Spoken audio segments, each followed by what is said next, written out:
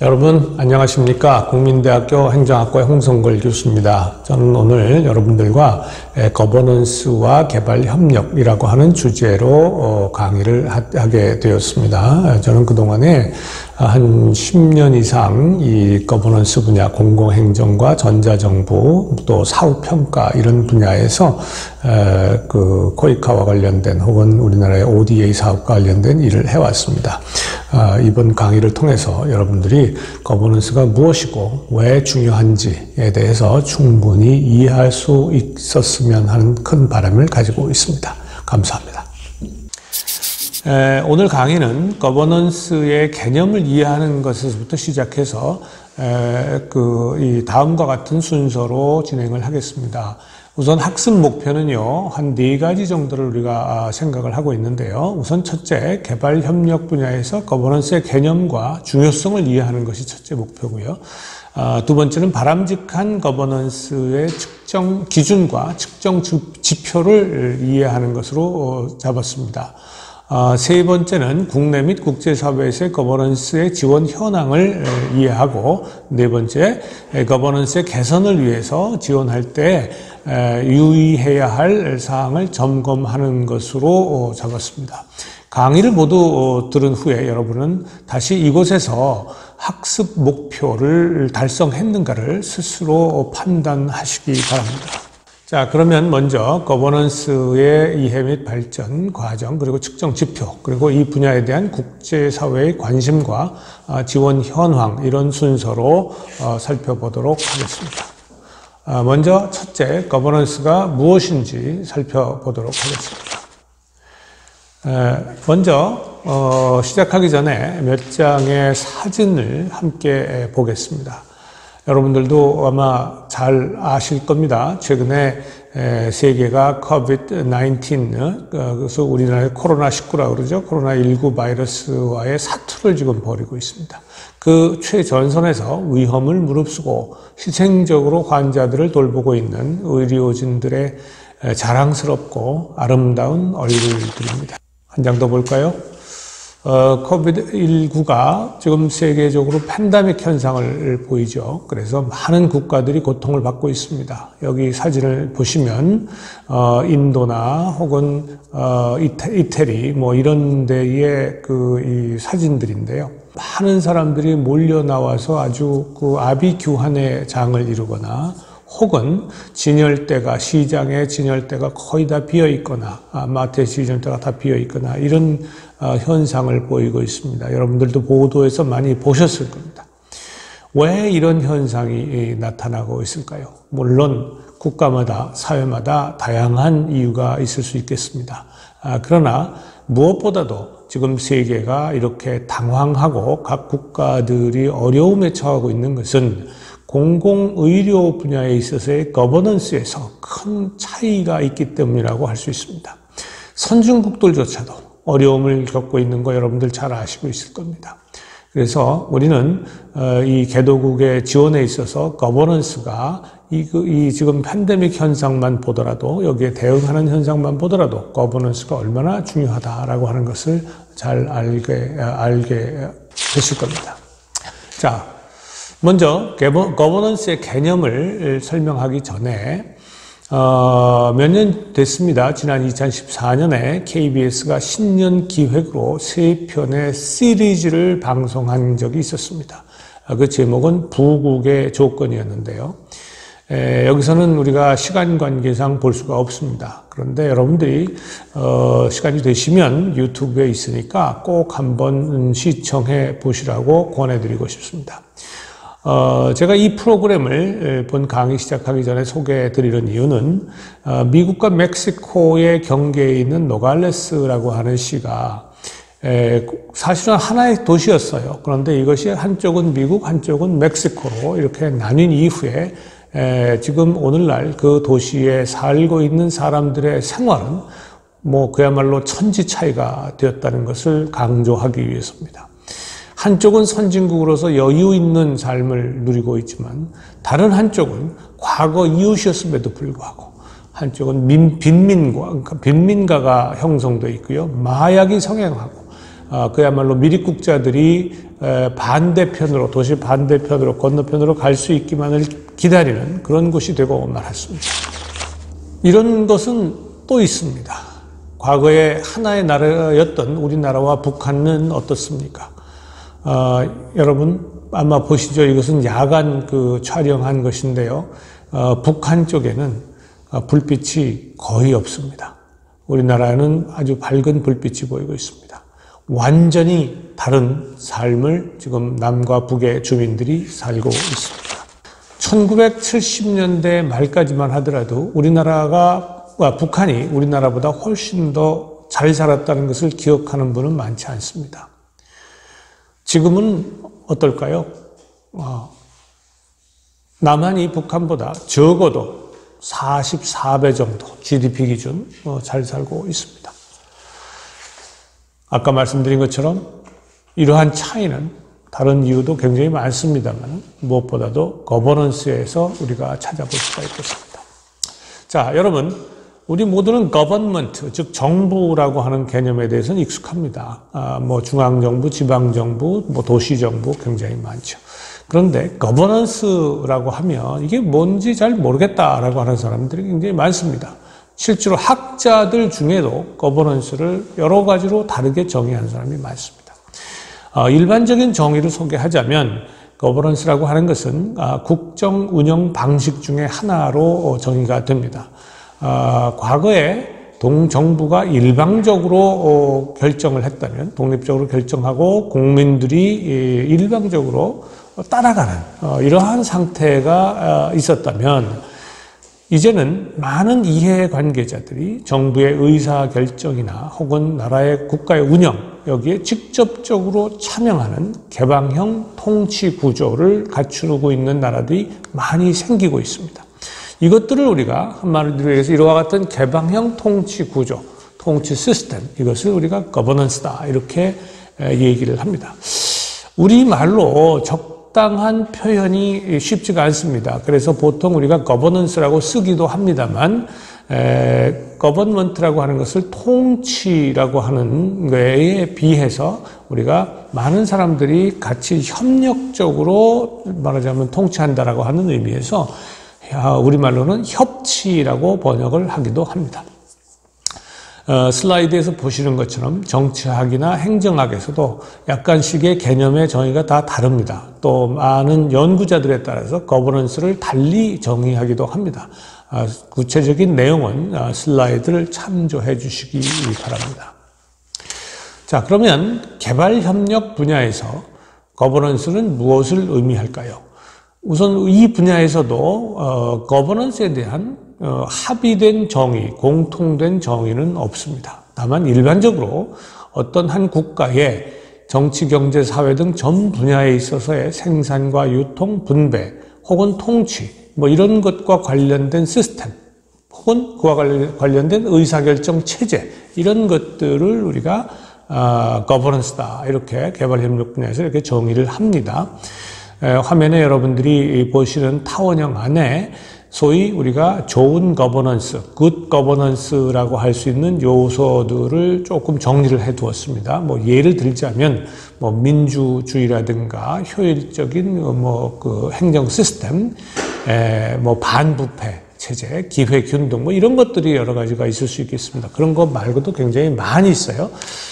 이런 것들이 모두 특정한 국가에 갖추어져야 하는 것은 아닙니다. 그렇지만 이러한 여러 요소들이 다른 나라들 혹은 소위 나쁜 거버넌스, bad governance라고 할 수 있는 국가보다 더 많이 좋은 거버넌스가 나타날 때에 그 나라는 대개 발전의 수준이 높거나 그 나라에 사는 국민들이 더욱더 행복하다 이렇게 우리가 얘기할 수 있겠습니다. 사회과학 분야에서 이 거버넌스에 대한 관심이 증가한 것은 사실은 탈냉전이 시작이 되면서 구소련의 국가들, 소련 연방 국가들이 자본주의 체제로의 체제 전환이 본격화되기 시작하면서부터입니다.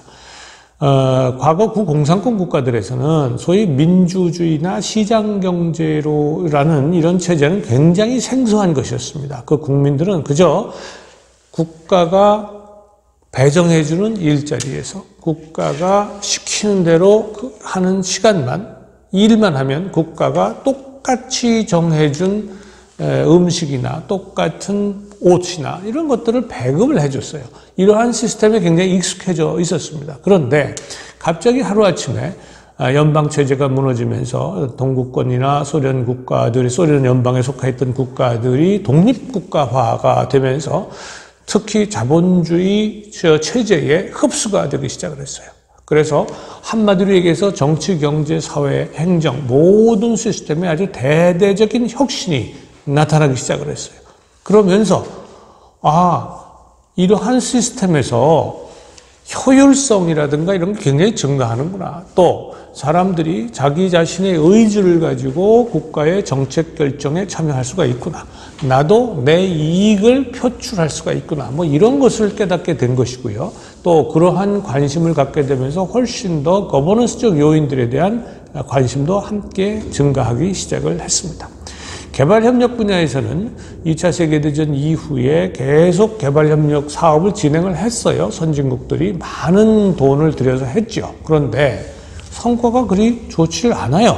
그래서 도대체 왜 개도국에서는 이렇게 이 많은 돈을 쏟아 부었음에도 불구하고 경제 성장이 이루어지지 못할까를 반성을 하면서 그 나라의 거버넌스가 선진국의 거버넌스와 좀 뭔가 다르다라고 하는 것에 관심을 갖기 시작을 했고, 거기에 이것을 개혁하지 않으면 개도국의 소위 말해서 나쁜 거버넌스라고 할 수 있는 여러 가지 관행이나 제도 등을 개혁하지 않으면 어렵겠다. 성공의 가능성이 어렵겠다라고 하는 반성이 나타나기 시작했습니다.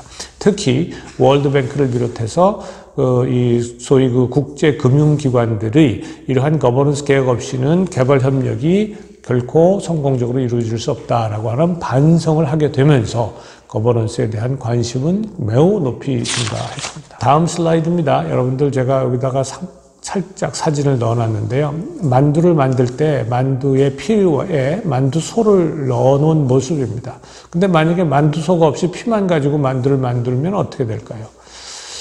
또 그 옆에 그림입니다. 밑빠진 독에 물을 부으면, 깨진 항아리에 물을 부으면 결과는 어떻게 될까요? 결국 물이 담아지기는커녕 다 쏟아져 버릴 뿐만 아니라 결국은 청소까지 해야 되는 부담이 생기겠죠.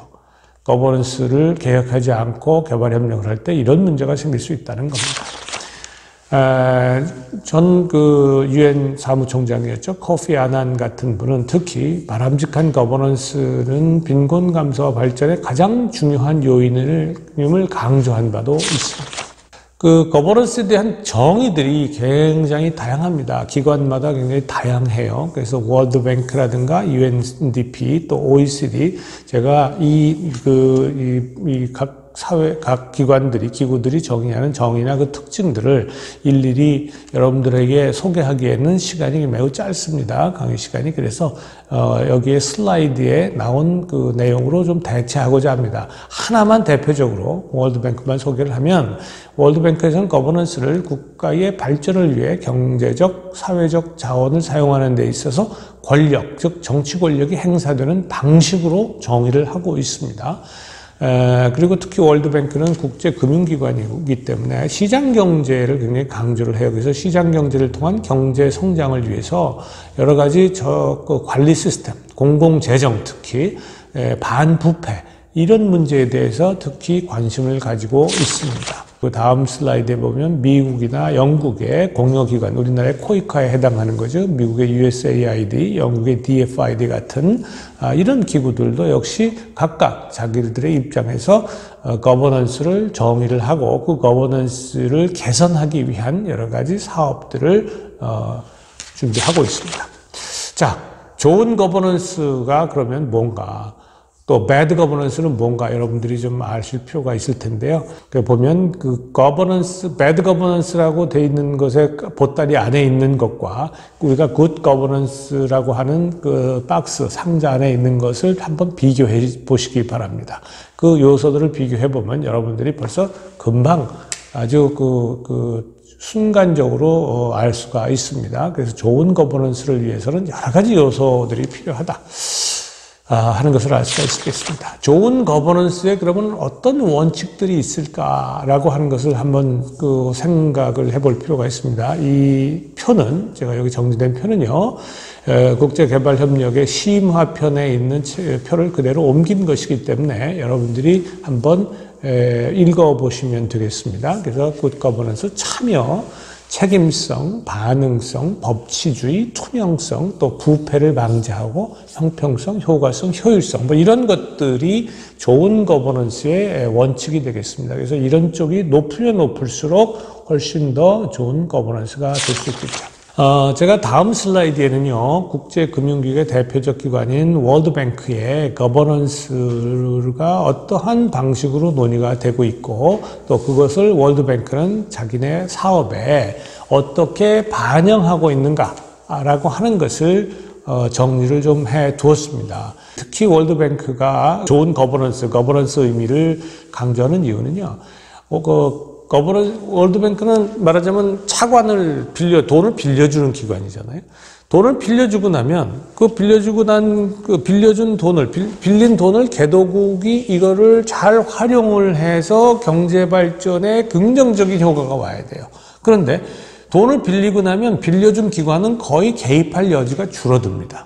그래서 월드뱅크가 미리 사전적으로 여러 가지 조건을 붙이는 경우가 많아요. 그래서 거버넌스를 개선하는 조건을 붙여서 지원을 하기 시작을 하고, 그렇게 해서 사업을 많이 추진을 하고 있습니다. 월드뱅크의 굿 거버넌스의 논의의 예를 몇 가지 들었는데요. 무엇보다도 월드뱅크는 개도국은 만약에 월드뱅크의 지원을 받고자 한다면 반드시 빈곤 감소 전략을 수립해라. 그리고 그 빈곤 감소 전략 안에 거버넌스의 개선 계획을 반드시 포함해라 라고 의무화를 시켰습니다. 그래서 각 제도들, 이 거버넌스와 관련해서 빈곤계층에 권한을 부여해라. 즉, 빈곤계층이 스스로 자기가 참여할 수 있도록 해라. 그러면 예컨대 그러한 것을 실행하기 위한 제도로서는, 예를 들어서 공직을 선출하고 유지하는 데 있어서 빈곤 혹은 사회적 소외계층이 거기에서 배제되지 않도록 하는 이런 제도를 개선하도록 요구한다든가 말이죠. 또 기본적인 여러 사회 서비스를 제공하는데 그 수준을 향상시킨다든가 이런 여러 가지 조건들을 사용을 해서 분야와 제도를 통해서 빈곤 감소 전략, 우리가 여러분들이 아마 PRSP라고 해요. Poverty Reduction Strategic Plan 이렇게 해가지고 그냥 PRSP 이렇게 쓰는 사람들이 많아요. 근데 그 안에 월드뱅크가 바로 이러한 굿 거버넌스를 위한 전제 조건을 부여하고 있다라는 것을 여러분들이 알아두셨으면 좋겠습니다.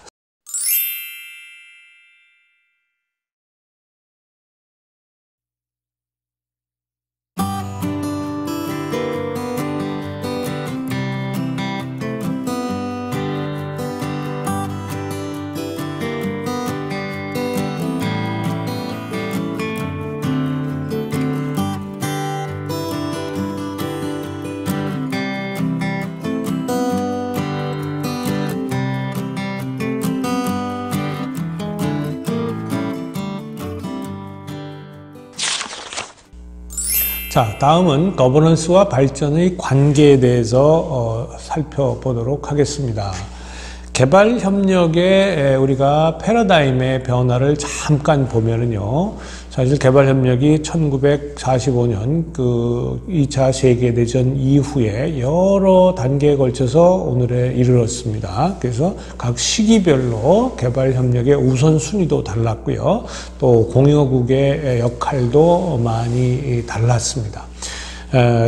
그러나 대체적으로 1990년대 말까지 어떤 국제사회의 큰 이 공통의 노력을 가지고 했다는 것보다는 각 국가 혹은 각 기구들이 이렇게 독자적으로 이렇게 노력을 해왔어요. 그런데 아까 말씀드린 것처럼 체제 전환 과정에 있어서의 거버넌스에 대한 관심이 높아지면서 항상 선진국들의 고민이 뭐였었냐 하면 많은 돈을 들여서 지원을 해주는데도 개도국 중에 빈곤을 탈피해서 소위 중진국 혹은 선진국으로 발돋움하는 나라가 거의 없다는 데에 고민이 있었습니다. 사실은 과거에 그 코피 아난 같은 그 사무총장 얘기도 했습니다만은 뭐 과거 이런 얘기도 있었어요. 코피 아난 유엔 사무총장이 한국이라고 하는 나라의 존재 자체가 개도국에는 희망이다. 이런 얘기를 할 정도로 오히려 빈곤으로부터 벗어나서 경제 발전을 이룩한 나라가 거의 예외적이었다. 오히려 그 많은 지원을 했음에도 그래서 왜 그럴까라고 고민을 많이 했죠. 그래서 거버넌스에 대한 관심을 아까 말씀드린 것처럼 높아지게 됐고요. 가만히 보니 개발의 우선순위와 국가 역할이 각 시대에 따라서 많이 다르게 나타났던 거예요. 그리고 원조 효과성이 왜 이렇게 낮을까에 대한 관심을 갖게 되면서 이게 아까 말씀드린 것처럼 거버넌스와 개발 목표의 달성이 상당히 관계가 있다라고 하는 데에 권련에 도달하게 됐습니다. 소위 이 경제학 중에서도 특히 신제도주의 경제학의 영향이 큽니다. 신제도주의 경제학은요, 각 국가나 사회가 특징적으로 가지고 있는 제도들이 경제 발전 혹은 경제 성장에 아주 지대한 영향을 미친다라고 하는 것. 즉, 제도가 사실 그 여러 가지 경제 활동에 있어서의 트랜잭션 코스트, 즉 그 거래 비용을 증가시킨다라고 하는 거죠. 그래서 좋은 제도를 가지면 그 거래 비용을 낮출 수 있다는 거예요. 과거 신고전주의 경제학은 거래 비용이 제로다라고 가정을 한 상태에서 분석을 했습니다. 그런데 신제도주의 경제학에서는 아니다. 거래 비용은 반드시 있는데 국가나 사회의 제도적 역량이 어떠냐에 따라서 그 거래 비용이 굉장히 높아질 수도 있고 거래 비용이 낮아질 수도 있다. 선진국들을 보니까 제도들이 굉장히 합리적이고 효율적으로 만들어져서 그 거래 비용을 굉장히 낮췄다라고 하는 거죠. 이 신제도주의 경제학의 말하자면 그 대표적인 대가가 이분이 바로 더글라스 노스입니다. 이 더글라스 노스가 그 제도주의 경제학의 뭐 아버지라고 할 정도로 굉장히 큰, 뭐 제도주의 경제학에서는 아담 스미스 같은 그런 사람이에요. 노벨 경제학상도 받았고요. 그리고 특히 이분이 제도의 안정성이 높으면 높을수록, 효율성이 높으면 높을수록 장기적 경제 성장, 복지, 사회 발전 등등에서의 성공 가능성이 높다라고 하는 것을 이론적으로 입증을 했습니다. 그리고 이후에 많은 제도주의 경제학자들이 제도의 질, 그리고 중장기적 경제 성장, 즉 발전의 관계에 대한 연구를 제시하기 시작을 했습니다. 자, 우리가 뭐 그런 것들을 다 살펴볼 수는 없는데요. 몇몇 가지 연구 결과를 가지고 한번 살펴보도록 하겠습니다. 지금 보여드리는 슬라이드는요, 부패가 하고 1인당 GDP의 관계입니다. 이거 조금 오래된 2009년도 자료입니다만은 지금 현재도 20년이 됐어도 아마 큰 차이는 없을 것 같습니다. 가로축과 세로축을 여러분들이 조합을 해보면 민주주의의 수준이 높은 나라일수록 부패 인식도라고 하는 측면에서 좋다. 즉 부패가 낮다라고 하는 것을 알 수가 있습니다. 다음 슬라이드를 한번 보실까요? 이 슬라이드는 1인당 GDP, per capita GDP죠. 그거와 재산권 보호의 관계를 나타내고 있습니다. 그 국가들이 약자로 이렇게 쭉 제시가 돼 있어요. 그리고 한번 보시면 재산권 보호의 수준이 높으면 높을수록 1인당 GDP도 높더라라고 하는 것을 알 수가 있습니다. 그 보통 개도국이요, 재산권 보호, 지적재산권 특히 보호의 그 수준이 낮잖아요. 그런데 그 사실은 이런 지적재산권뿐만 아니라 여러 가지 부동산을 비롯한 뭐 여러 재산권들을 보호하면 보호할수록 수준이 그 보호 수준이 높을수록 1인당 GDP도 높습니다. 제가 개인적 경험으로 말씀을 드리면 아프리카의 모 국가의 어떤 나라라고 하면 조금 혹시라도 그 나라가 기분 나빠할 수도 있으니까 모 국가에 어떤 한국 분들이 가서 사업을 하기 위해서 부동산 건물을 계약을 했어요. 그런데 그 건물을 계약하기 전까지는 자기가 주인이라는 사람이 한 사람밖에 없었어요. 없었답니다. 그런데 계약을 하고 나니까 내가 주인이라고 하는 사람이 30명도 더 나타나더라는 거예요. 나중에 알고 보니 이 부동산 등기 제도가 돼 있질 않아요. 그러니까 누가 주인인지를 객관적으로 공적으로 알 수가 없습니다. 자, 이렇게 되니까 경제 발전에 그 사람이 결국은 하다 안 돼서 계약했는데 계약금 포기해버리고 사업 철수하고 나와버렸다. 이런 얘기를 제가 들은 적이 있습니다. 그래서 지금도 이런 것이 굉장히 개도국에는 일반적이다라고 하는 거죠. 다음 슬라이드를 보겠습니다. 이것은 민주주의와 경제 발전의 관계를 보여주고 있습니다. 이 두 변수를 보면 왼쪽 아래쪽에서 우측 상향으로 우상향으로 보는 것을 볼 수가 있습니다. 여러 가지 우리가 표를 제시를 해놨는데요. 그렇다는 얘기는 두 변수가 즉 시장 경제와 민주주의가 정의 상관관계, positive relationship을 가지고 있다라고 하는 것을 보여주는 겁니다. 다시 얘기해서 시장 경제가 발전한 나라일수록 민주주의도 발전했다라고 하는 것을 알 수가 있는 거죠. 그래서 결국 시장 경제가 발전하지 않으면 시장의 효율성이 떨어지니까 경제 발전도 낙후될 수밖에 없거든요. 결국은 민주적 거버넌스가 발전하면 할수록 발전 가능성도 높아진다는 것을 의미합니다. 다음 슬라이드를 좀 볼까요?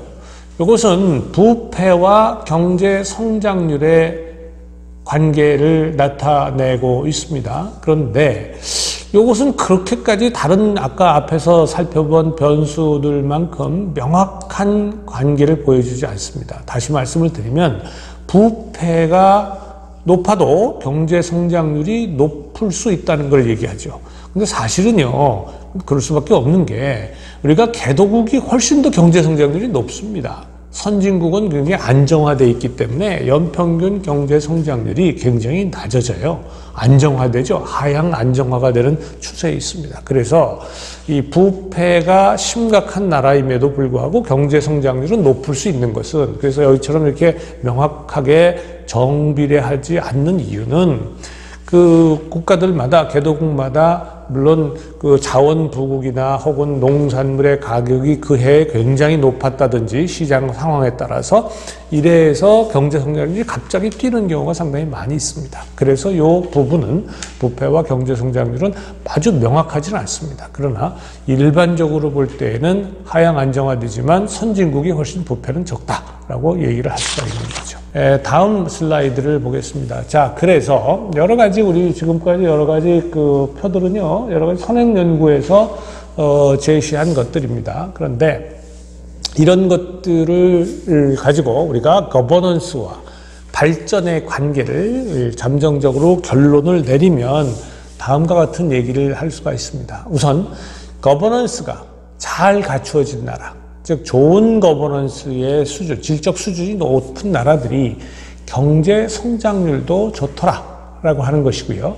즉 제도와 경제적 성과 간의 상관관계가 높다라고 하는 것이 경험적으로 확인이 됐다는 거, 그리고 재산권이나 거래를 규율하는 법제도, 이것이 잘 갖추어져 있고 사람들이 이를 잘 인식하고 있는 경우에, 그래서 인식한다는 얘기는 또 지킬 가능성이 높다는 거죠.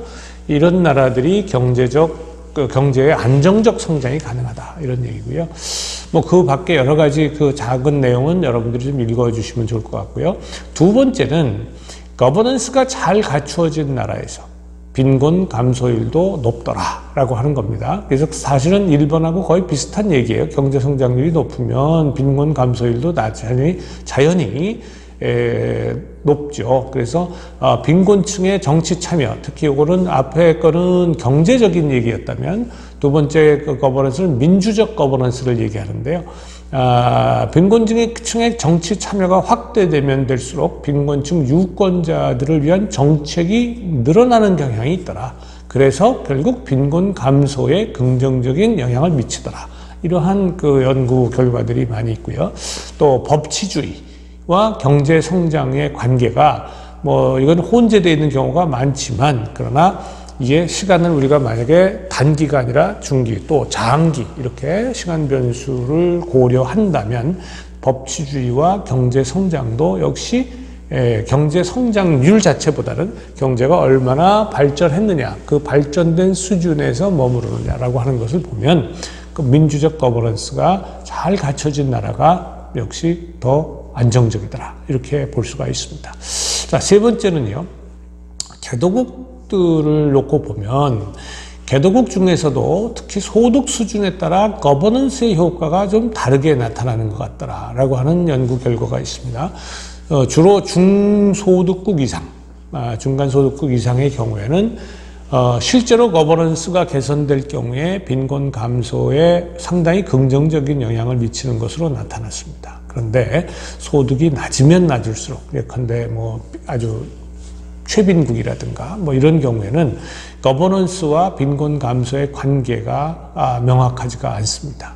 사실 빈곤선 이하 이에 살아가는 인구가 많으면 이게 거버넌스 자체에 관심을 가지기도 참 어려워요. 또 거버넌스에 관심을 가지고 거버넌스를 개선해 준다 하더라도 그 빈곤층들이 예를 들어서 나와서 투표를 한다거나 혹은 뭐 이런 이 참여를 한다거나 이것이 거의 불가능해집니다. 먹고 살기가 어려운데 그게 가능하겠어요? 그래서 이 아주 어려운 나라, 최빈국들 같이 이렇게 아주 저소득 국가에서는 거버넌스와 빈곤의 관계가 이렇게 명확하게 나타나지는 않는다라고 하는 얘기고요.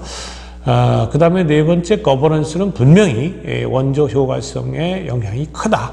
그래서 원조 효과성을 개선하려면 거버넌스를 바꿔줘야 되고, 그러기 위해서 월드뱅크를 비롯해서 인터내셔널 파이낸셜 인스티튜션들이죠. 이런 그 국제 금융 기구들이 항상 원조를 제공하는 조건으로, 지원 조건으로 거버넌스의 개선을 요구하는 경향이 점점 증가하고 있다라고 하는 것을 알 수 있습니다. 자, 두 번째 우리 이 잠정적 결론은요. 이건 여러 가지 이 선행 연구들에서 내가 책들을 좀 정리를 해봤는데요. 한마디로 얘기하면 좋은 거버넌스는 원조 효과성 제고의 전제 조건이 된다라고 하는 것이 거의 명확하다라고 하는 겁니다. 여러분들 여기 제가 책을 몇 권 소개를 했는데요. net aid라고 하는 거예요. 원조가 죽었다는 얘기죠. Why aid is not working? 왜 원조가 효과적이지 못한가? 그리고 how there is a better way for Africa. 아프리카의 원조가 더 나은 원조 방식은 무엇이 있을까? 라고 하는 거예요. 이건 아프리카 사람이 쓴 거고요. 그 다음에 White Man's Burden이라고 하는 책이 있어요. Why the West's efforts to aid, 그러니까 원조의 서방 국가들의 원조의 노력이 the rest, aid the rest, 그러니까 다른 나라들을, 다른 국가들을 지원하는 그 서방 국가들의 노력이 have done so much ill and so little good. 나쁜 것이 훨씬 더, 그러니까 부작용이 훨씬 더 크고 좋은 건 왜 훨씬 적을까라고 하는 것을 제시한 책입니다. 공교롭게도 같은 해에 나왔어요. 제가 책을 이 사진을 옆에다가 보여드렸는데요. 2006년에 나왔습니다. 그러니까 이것이 이 두 책이 공통적으로 얘기하는 것이 뭐냐면 원조 그냥 준다고 되는 게 아니다. 좋은 거버넌스를 만들어서 줘야 된다. 혹은 스스로가 좋은 거버넌스를 만들도록 유도를 해야 된다라고 하는 거고요. 그 다음에 두 번째, aid effectiveness, 원조 효과성이죠. 이거는 거버넌스의 수준에 따라서 확실히 다르다. 원조는 분명히 효과가 있어요. 그런데 단 좋은 정책 환경이 갖추어졌을 때만 원조가 효과가 있다라고 하는 것을, 이거는 논문입니다. Aid Policies and Growth라고 하는 American Economic Review에 2000년에 나온 논문인데요. 여기에 두 사람이 쓴 거예요. Burnside and Dollar라고 하는 두 사람이 쓴 논문인데요. 이 논문에서 입증을 한 겁니다. 통계적으로 입증을 했어요. 그래서 마지막으로 제가 여러분들한테 하나 드리고 싶은 것이 이런 겁니다. 제가 선진국의 국립공원에 가보면요, 뭐라고 써 있냐면 Do not feed wild animals 라고 써 있어요. 그러니까 야생동물한테 먹을 걸 주지 마시오. 관광객들이 먹을 걸 많이 주거든요. 근데 이 관광객들이 먹을 걸 많이 주면 어떤 일이 벌어지느냐. 관광객이 1년이 내내 있는 게 아니잖아요. 겨울에는 관광객이 없습니다. 그러면 이 야생 동물들이 만날 이걸 그 관광객이 주는 음식을 얻어먹다가 보니까 스스로 음식을 먹거리를 사냥감을 사냥하는 방법을 잃어버려요. 그래서 겨울을 나지 못하고 죽는 경우가 많습니다. 아까 좋은 정책 환경이 갖춰졌을 때만 하는 게 바로 그런 겁니다. 개도국을 지원한다고 해서 그냥 지원하는 게 좋은 것이 아니라 그 지원이 좋은 정책 환경을 갖추고 스스로 자생적으로 원조 효과성을 키워나가고 지속 가능성을 높일 수 있는 정책 환경을 만들어 주는 것도 공여국이나 공여기관의 의무다라고 하는 말씀을 드리고 싶습니다.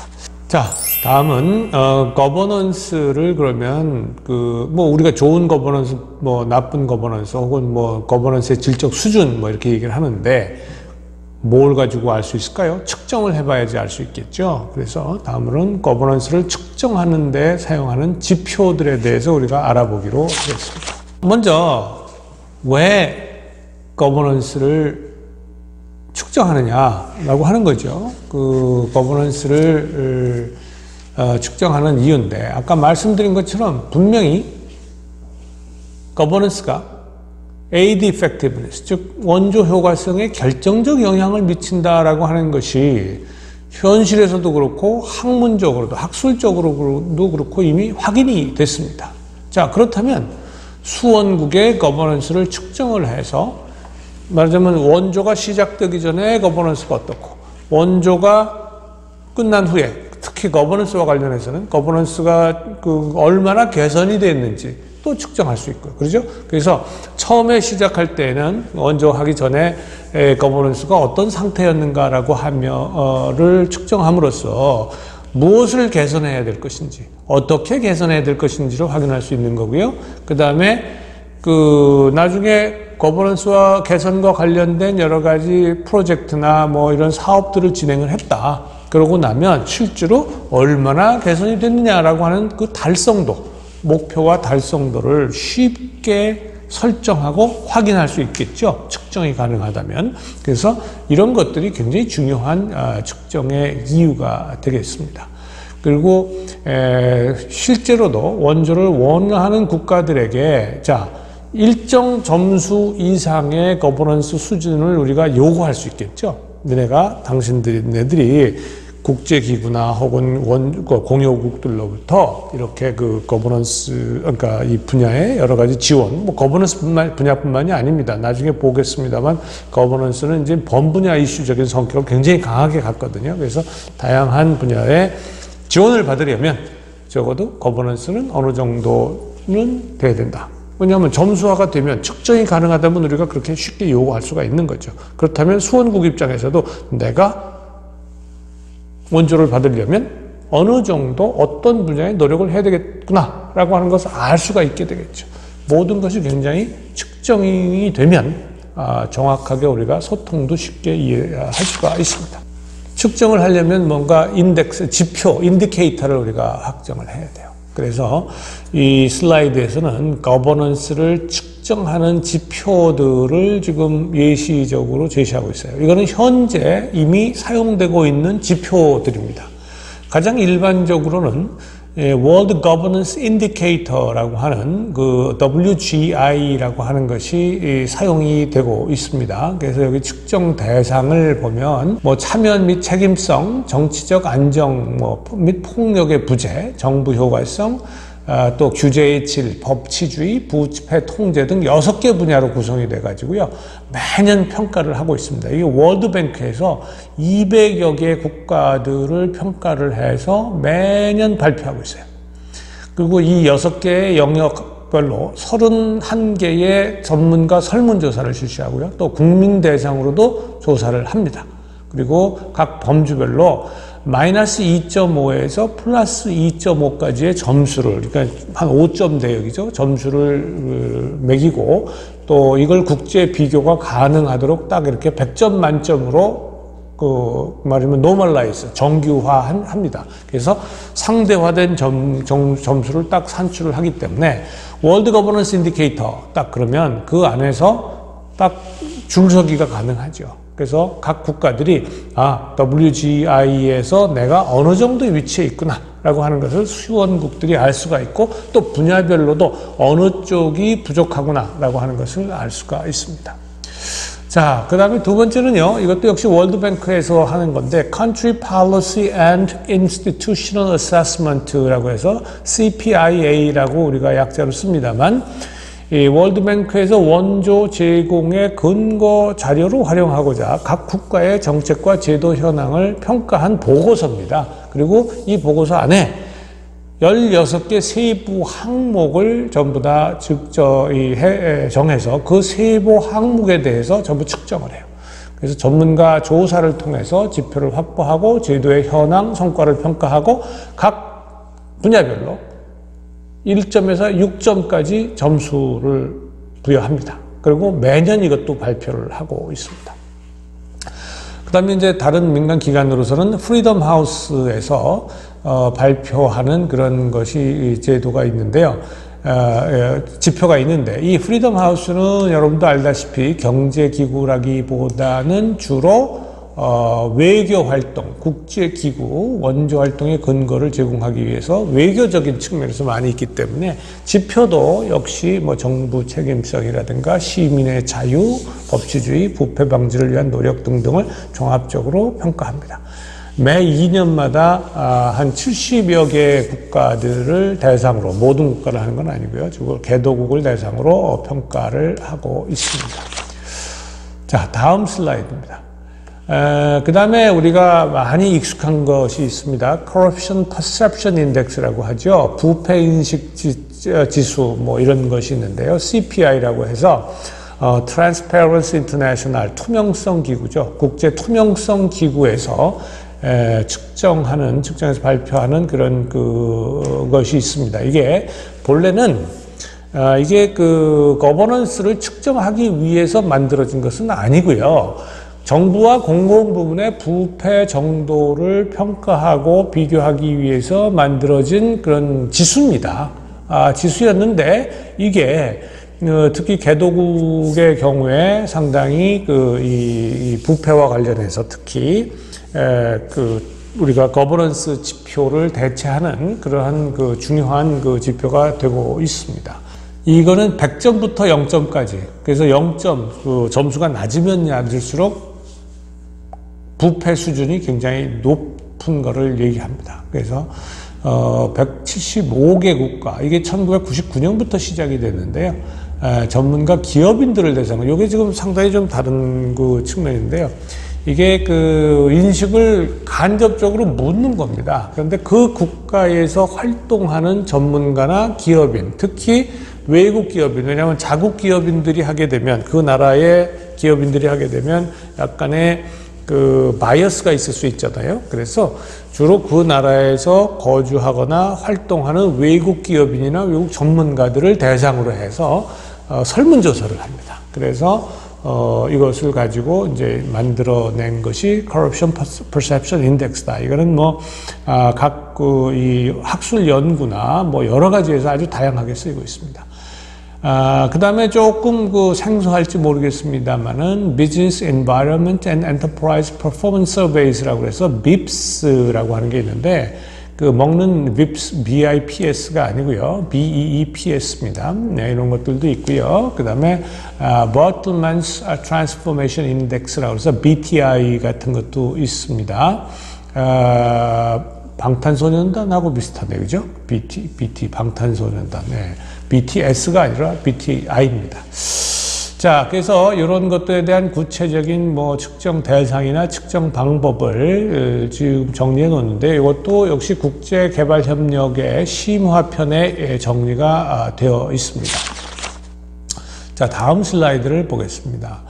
이 다음 슬라이드는 Economic Freedom Index라고 하는 슬라이드인데 다양한 거버넌스의 지표로 사용되고 있는 것들을 제가 조금 정리를 가져온 겁니다.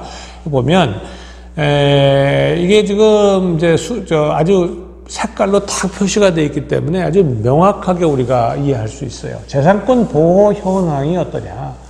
이게 나쁘면 나쁠수록, 지나면 지날수록 그리고 특히 밑으로 그 시커먼 거, 검은색일수록 더 나쁜 거죠. 그런데 빨간색이 그 다음이에요. 그래서 퍼센티지인데, 이거 헤리티지 파운데이션에서 만든 그런 재산권 보호 수준에 관한 지표입니다. 대개 보시면 아시겠지만, 뭐 아프리카 국가라든가 혹은 일부 동남아시아 국가, 중동이라든가 중앙아시아, 소련, 구소련이죠. 러시아 뭐 이런 데가 지금 상당히 재산권 보호 수준이 좋지 않다. 거버넌스 측면에서는 그렇게 얘기했고요. 아까 말씀드린 그 Corruption Perception Index 가장 최근 겁니다. 2018년도의 현황을 뭐 여기 들어가면 웹사이트에 들어가면 다 나오는 건데요. 여러분들 순위가 뭐 제일 좋은 나라서부터 제일 나쁜 나라까지 그냥 일목요연하게 딱 표시가 돼 있고요. 그거를 또 색깔로 이렇게 표현을 해놨습니다. 당연히 붉은색일수록 수준이 나쁘다, 커럽션 수준이 높다라고 얘기할 수가 있죠. 부패 수준이. 다음 인덱스를 보면요. 요거는 이제 월드 거버넌스 인디케이터를 몇 개 국가를 좀 뽑아 본 거예요. 그래서 각 국가별로도 전부 이렇게 나오고 있는데, 지표별로 아까 그 큰 분야가 있었고, 각 분야별로 또 작은 분야가 있는데, 그 분야로 점수가 다 매겨져요. 그래서 왼쪽 첫 번째는 베트남이고요. 그 다음에 아프가니스탄입니다. 보시는 바와 같이 아프가니스탄 뭐 내전도 있고 뭐 탈레반이니 뭐니 그래서 굉장히 나쁘잖아요. 그래서 거버넌스 수준 자체가 굉장히 지금 쪼그라들어 있는 상태죠. 좀 특이한 것은 그 루안다입니다. 이 루안다를 보면 아프리카 국가 중에서는 지금 상당히 좋은 그런 모습을 보이고 있어요. 거버넌스의 수준이 아프리카 54개국 중에 거의 최고 수준을 자랑하는 나라가 루안다입니다. 그 옆에 루안다 바로 옆에 붙어 있는 나라입니다. 탄자니아를 보여드리고 있습니다. 그다음에 아까 말씀드린 그 CPIA입니다. 이 아프리카 국가들의 그 Policy and Institutional Assessment에 대한 거죠. 각 국가에. 그래서 대개 2004년부터 매년 발간하여 시계열로 지금 확보할 수가 있게 되어 있는데요. 이 대상 국가들의 정책과 제도적 수준, 환경, 이런 것들을 평가를 해서 이 순위를 제시하고 있고요. 그 다음에 원조 효과성을, 이 목표는 뭐 원조 효과성 제고가 가장 중요한 거고요. 그리고 각 국가들의 지속 가능한 성장, 또 빈곤으로부터의 탈피, 이런 것들을 어떻게 하면 더 쉽게 할 것인가, 어떻게 하면 더 좋은 정책, 더 높은 제도적 수준을 갖추게 할 수 있을 것인가, 라고 하는 것을 제시하기 위해서 월드뱅크 그룹에서 계속 매년 이것을 발간하고 있습니다. 자, 다음은 거버넌스와 지속 가능한 개발 목표의 관계를 좀 살펴보도록 하겠습니다. 뭐 잘 아시는 것처럼 지난 2000년에는 MDG, Millennial Development Goals에 대해서 국가들이 합의를 했었고요. 그것이 15년을 이어오다가 지난 2015년 9월 MDG에 대한 성과를 리뷰를 하고 또 부족한 점은 반성하고, 그리고 앞으로 2030년까지의 지속가능한 성장, 발전, 개발을 위해서 목표를 설정하는 데 합의를 했습니다. 그래서 여기 지금 17개의 여기 지금 보시는 것처럼 요약을 했습니다. 이 그림은, 이 사진은 굉장히 많이 보이는 거니까 여러분들도 잘 아실 겁니다. 모든 SDG의 17개 목표 전체가 사실은 다 거버넌스와 관련이 돼 있어요. 그렇지만 그 중에서도 특히 2번, 5번, 6번, 9번, 11번, 16번 이런 6가지 목표가 거버넌스에 특히 관련이 크다고 생각이 됩니다.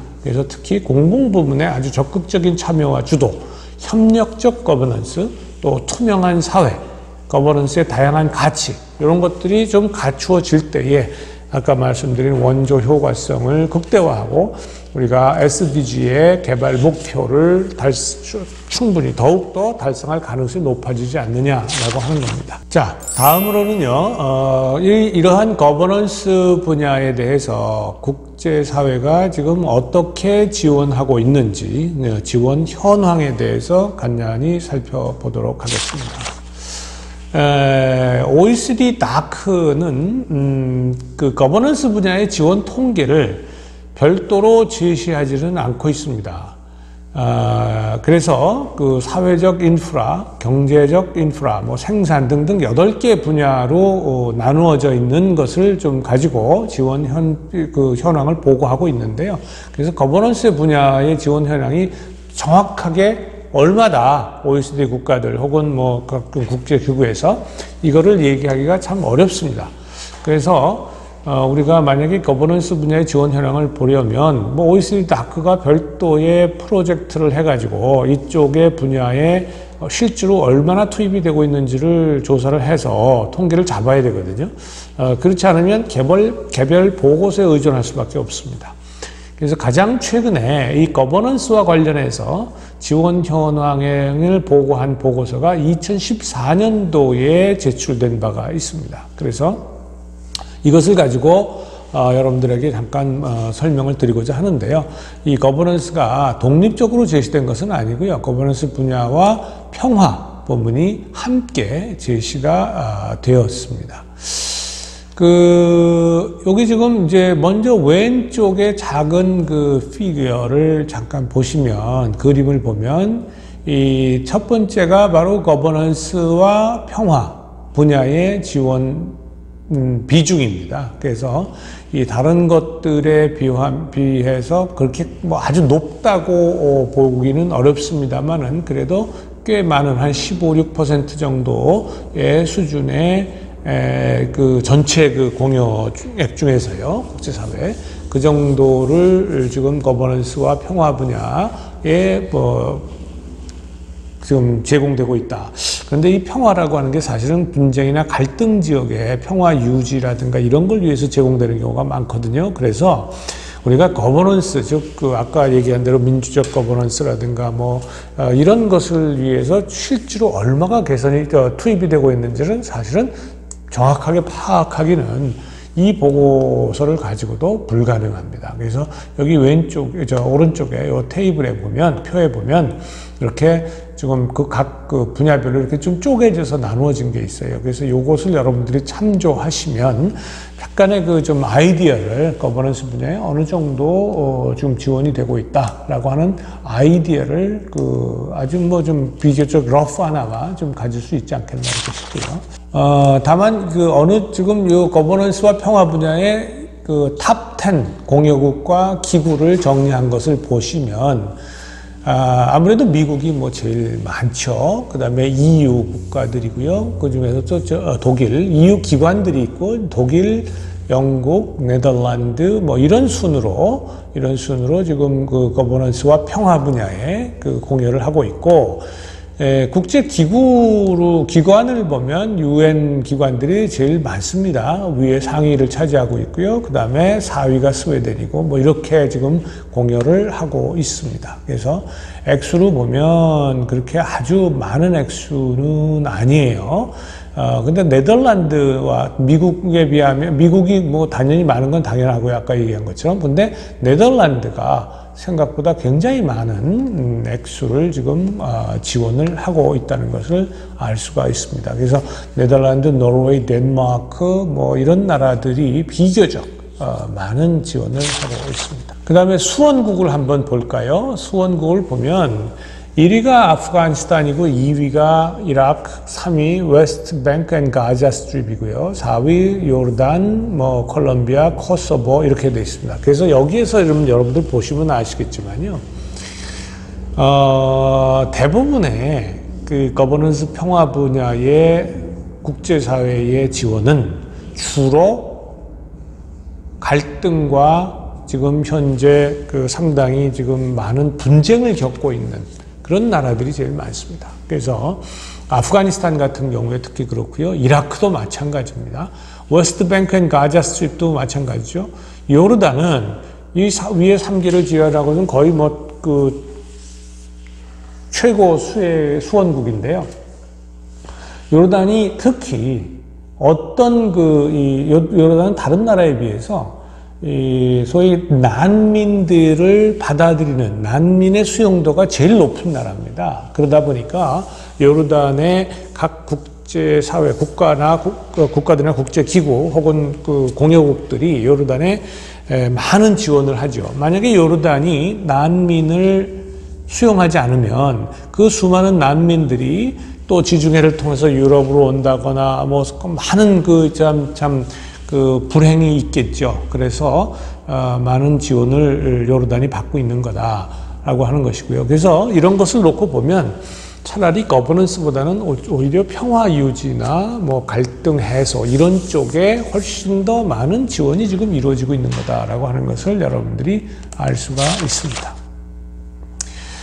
자, 월드뱅크는 뭐 아까 말씀드린 것처럼 가장 그 많은 거버넌스에 대해서 가장 아주 깊은, 강한, 높은 관심을 가지고 있는 기구입니다. 그래서 뭐 차관 도입의 조건으로 거버넌스 개선을 뭐 요구하는 건 뭐 당연하고요. 그리고 직접적으로 거버넌스의 개선을 지향하는 사업에 약 80여 개 정도를 지금 2012년에 발표한 자료인데요.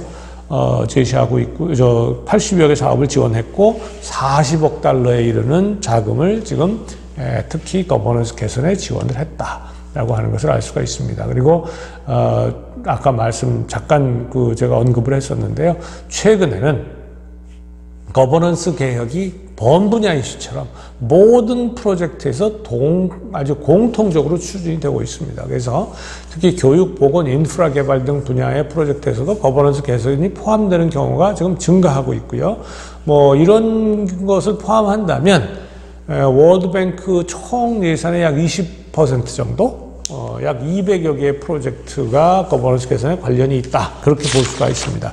UNDP는 경제성보다는 오히려 민주주의 확립에 더욱더 높은 관심을 가지고 있어요. 그래서 민주적 거버넌스를 더욱더 관심을 가지고 있고, 여기 지금 제시된 것처럼 뭐 노르웨이 오슬로에 거버넌스 센터도 만들어 놓고 이렇게 해서 특별 신탁 기금도 만들고 이렇게 해서 개도국의 선거 지원을 한다거나 혹은 부패 평가 제도를 개선하고 지원한다든가 뭐 이런 것들, 청년들의 활동, 이민자, 극빈층 뭐 이런 소외계층을 지원하는 그런 사업들을 많이 UNDP가 하고 있고요. 인도주의적 관점에서. 그 다음에 가장 많은 지원을 하는 미국 같은 경우에도 미국의 경우에는 주로 거버넌스의 원조의 목표를 참여, 책임성, 포용성 등등을 향상시켜서 개도국에서 민주주의를 뿌리내리게 하는 것. 그래서 궁극적으로 자유와 존엄, 발전 이런 것들이 이루어지게 하는 것을 목표로 삼고 있고요. 그래서 주로 시민들의 그 정치 참여를 과거에 소외되어 있던 그런 뭐 시민들의 정치 참여라든가 또 정치적 책임성이죠. 정부나 혹은 정치 세력들의 정치적 책임성, 정당 이걸 확보하기 위한 공정선거 지원이라든가 부패 방지 프로그램, 뭐 사법부 지원 뭐 이런 것들을 많이 하고 있어요. 또 인권을 개선을 위한 옴부즈만 제도 뭐 이런 것들을 하고 있고요. 그 다음에 오픈 거버넌트 파트너십이라고 이거는 이 전자정부와도 관련이 되어 있는데요. 주로 민주주의 증진과 또 참여를 개선하기 위해서 열린 정부 파트너십이라고 그러죠. 오픈 거버넌트 파트너십을 자꾸 확대하는 그런 것에 미국이 아주 주도적인 역할을 하고 있습니다. 그리고 뭐 Grand Challenge for Development Making All Voices Count, 모든 사람들이 참여할 수 있는 그런 프로그램을 만드는 데도 역시 미국이 상당한 관심을 가지고 있다라고 하는 것을 여러분들에게 말씀드릴 수가 있습니다. 그 다음에 영국은요, 영국도 특히 약 한 17% 정도? 2011년에 DFID의 보고서에 의하면 전체 ODA 제공 공여액 중에 약 17% 정도를 지금 거버넌스 쪽에 하고 있다라고 얘기를 하고 있고요. 2004년부터 2009년간 한 5년 정도 되죠. 이 기간 동안에 약 40억 파운드를 거버넌스 개선에 지원했다. 이렇게 보고를 하고 있고요.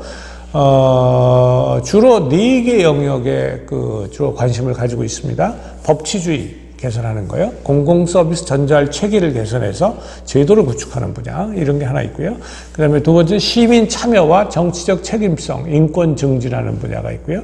그 다음에 세 번째는 조세 등의 재원을 확보하고 공공지출의 효율적 사용, 공적 자원의 관리, 또 부패 방지 이런 분야에 대한 관심을 가지고 있고요. 그 다음에 네 번째는 개도국 차원에서 사회 보호 제도를 구축하는 것을 지원하는 것. 이렇게 네 개 영역에 DFID는 특히 관심을 가지고 지원을 하고 있습니다. 다만 영국의 DFID는 공적 개발 원조가 주로 과거에 영국의 식민지였던 영연방 국가들을 중심으로 지원하는 경향이 상당히 높습니다. 아주 기초적인 그런 그 인도적 지원 외에는. 그래서 그렇다는 것을 여러분들이 좀 이해를 하시면 좋겠습니다.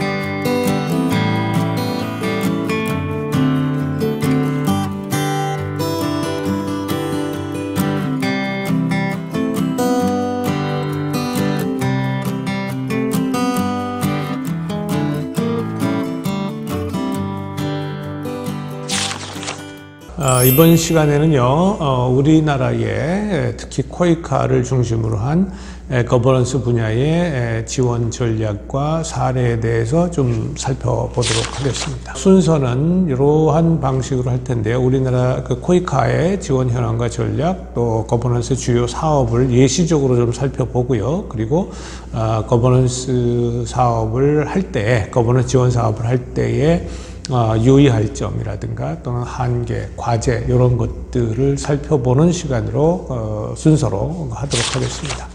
자, 먼저 코이카의 거버넌스 분야의 지원 현황 및 그 전략을 살펴보도록 하겠습니다.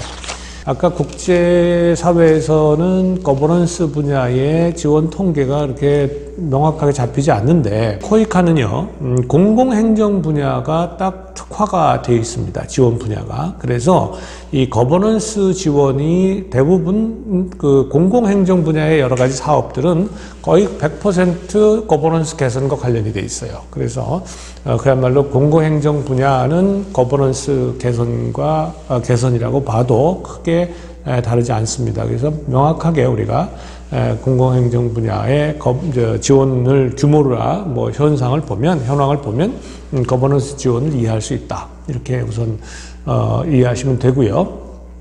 그래서 2017년을 기준으로 하면 전체 원조액 중에서 공공행정이 약 15% 정도를 차지하고 있습니다. 그래서 2011년 이후에 지금까지의 그 상황을 보면 대개 OECD 국가들의 아까 평균이 한 15에서 17% 정도 이렇게 되고 있었거든요. 그런 것처럼 우리나라도 뭐 우연의 일치겠지만 공공행정 분야의 지금 지원 비중이 전체 우리 지원 총 지원 중에 약 15% 내외를 왔다 갔다 한다. 그렇게 해서 사실 뭐 일반적 수준하고 유사하다. 이게 무슨 어떤 공통적인 건 아닌데, 약속하고 하는 건 아닌데, 우연히 그런 것 같아요. 그렇게 여러분 보시면 되겠습니다. 2016년에서 18년간의 변화를 보면, 대개 17년까지는 대개 15% 이렇게 에서 왔다 갔다 하는데, 가장 최근 18년도에 8% 수준으로 급감을 했습니다. 이 급감한 원인에 대해서는 한번 살펴볼 필요가 있는데요. 거의 절반 수준으로 떨어졌었거든요. 근데 이것이 예외적인 경우지 이게 일반적인 거지는 않다. 그래서 공공행정 분야가 이렇게 갑자기 떨어진 원인에 대해서는 우리가 다시 한번 검토를 해볼 필요는 있는데요. 현재로서는 왜 그런지는 좀 이해하기는 어렵습니다. 다만 일반적으로는 대개 15%에서 17% 정도 내외, 이런 정도로 여러분들이 이해를 하시면 되겠습니다. 공공행정 분야의 지원 현황을 18년도 말까지의 나온 것을 가지고 잠깐만 살펴보면요. 슬라이드에서 여기 보시는 것처럼 각 지역별로 이렇게 지금 전체 액수하고 나와 있는데요. 이게 공공 분야가 아니라 거기가 전체의 지원이고요. 그 중에 보면 공공행정 분야가 있습니다. 여기 위에서 세 번째, 보건의료, 교육, 공공행정, 농림수산, 기술 환경 에너지, 긴급구호, 기타 이렇게 우리가 분류를 하고 있는데 이건 코이카의 분류 기준이에요. 이 중에 지금 공공행정 분야가 이렇게 차지하고 있다라고 하는 것을 그 각 대륙별로 아시아, 뭐 중동, 아프리카, 중남미 이렇게 지금 되고 있다라고 하는 것을 현황을 이제 지금 이해할 수 있도록 이렇게 제시가 된 겁니다. 자, 요거는 2020년 기준, 자, 각 지역별 또 분야별 코이카의 공공 분야의 프로젝트의 수입니다. 전체의 수는 전 세계에 걸쳐서 전체 61건이고요. 프로젝트 사업이 61건이고, 그 중에 아시아 태평양이 가장 많습니다. 24건으로 가장 많고 아프리카도 19건이 됩니다. 중남미가 12건 그리고 중동 중앙아시아가 6건 이렇게 지금 분포가 되어 있습니다. 코이카의 공공행정 분야의 전략과 주요 사업에 특히 전략을 먼저 보면요. 이 포용적 거버넌스를 가장 상위의 미션으로 삼고 또 4대 이 전략 목표를 여기 보는 것처럼 행정부의 효과성 향상, 정치 행정 체제 책임성 향상, 법제도의 포용성 향상, 그 다음에 분야별 사업에서의 거버넌스 주류화, 그래서 범분야화하는 이 4가지를 그 전략 목표로 설정을 하고 또 12개의 하위 목표를 가지고 있는데요. 보시는 것처럼 아까 우리가 얘기했던 굿 거버넌스, 좋은 거버넌스의 여러 가지 요건에 해당하는 것들이 상당히 많이 들어가 있습니다. 그리고 특히 12개의 하위 목표를 보면 우리나라는 다른 것보다도 특히 다른 나라하고 좀 차이가 있는 것은 전자정부 구축이라고 하는 측면이 굉장히 많아요. 이 전자정부는요, 물론 우리가 유엔의 평가라든가 이런 쪽에서도 앞서 있습니다만, 이번에 코로나의 팬데믹 사태가 되면서 코로나의 방역을 하는 데 있어서 우리나라의 효율성, 효과성이 소위 이 IT 인프라스트럭처가 그렇게 잘 갖춰져 있었기 때문에 이것이 가능했다라고 하는 것이 아마 거의 지금 통설로 아마 확인이 될 겁니다. 전 세계가 가장 왜 우리나라가 다른 나라에 비해서 코로나19를 방역하고 관리하고 하는 데 있어서 효율적이었고 효과를 달성할 수 있었느냐라고 하는 것은 이 ICT 인프라스트럭처가 굉장히 뛰어나고 우리가 모바일, 핸드폰을 다 가지고 있고 이런 것들이 굉장히 컸는데요. 그런 것처럼 우리나라의 전자정부에 대한 평가가 세계적으로 굉장히 좋습니다. 그러다 보니까 개도국이 각종 프로젝트 또는 이 인력 양성, 연수 사업 이런 것에 있어서 전자정부 관련한 수요가 굉장히 많아요. 그래서 우리나라는 전자정부나 ICT 관련한 그런 사업에 특히 거버넌스, 공공행정 분야의 ICT 사업이 주로 전자정부 사업으로 나타나기 때문에 이쪽 분야가 상당히 중점적인 분야로 자리 잡고 있다.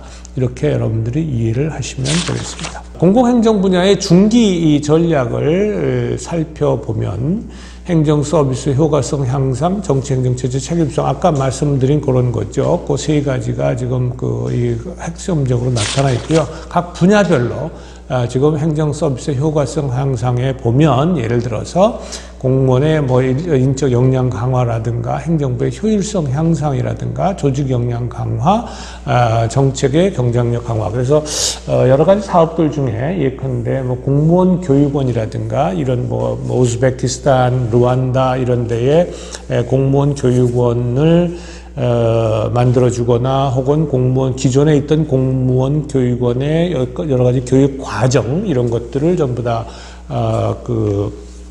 개선해주는 이런 사업들이 단위 사업으로 굉장히 많이 진행이 되고 있습니다. 또 세무행정, 관세행정을 비롯한 관세행정 정보 시스템을 튜니지를 비롯해가지고 여러 나라에 이런 쪽에 이 지원을 많이 해주고 있습니다. 책임성 강화라고 하는 차원에서 보면 지방정부의 거버넌스 강화, 또 부패 감소, 또 선거제도의 책임성 강화 이런 쪽에 많이 중점을 두고 있고요. 이것의 주로 성과 지표로 뭐 여러 가지 제시된 것을 보면 뭐 지방 공무원들의 역량 강화 교육 이수한 거라든가 뭐 지방 분권화 전략에 대한 정책 컨설팅 뭐 이런 것들이 좀 있고요.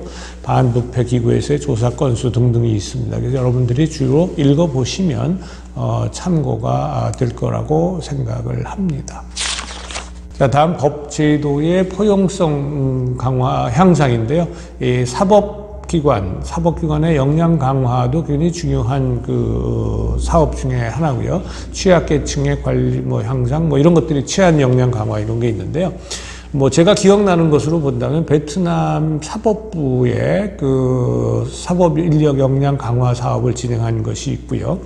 또 제가 개인적으로 코이카는 아닙니다만은 KSP 사업에서 과테말라를 한 2년 제가 지원을 한 적이 있었는데 거기에 보면 주로 이런 사법이나 혹은 경찰, 인도네시아나 필리핀의 경찰 행정 이런 강화 이런 것들에도 역시 많이 지원을 하곤 했습니다. 다음 슬라이드는요.